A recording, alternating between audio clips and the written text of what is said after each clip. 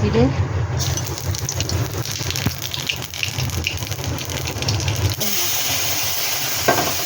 হলুদ গুঁড়ো,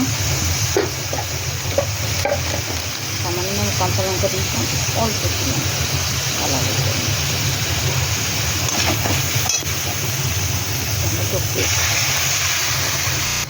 মশলা কষানো হয়ে গেল, মাছ ভেজে রেখেছি, ধনে পাতা নামাবার সময় দেবো ভেজে রাখলাম। এবারে ঝোল দিয়ে দিচ্ছি, পুকুরে ঝোল দিলাম, গায়ে মাখা মাখা হবে, অল্প ঝোল। এবার ফুটে উঠলে মাছ দিয়ে ধনে পাতা দিয়ে নামিয়ে, ফুটে উঠেছে, মাছগুলো দিয়ে দিলাম, মাখা মাখা হবে, বেশি ঝোল থাকবে না।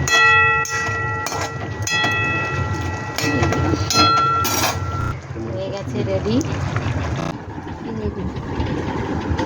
টমেটো ফিশ গ্রেভি, মাছের টমেটো, মাছের ঝাল।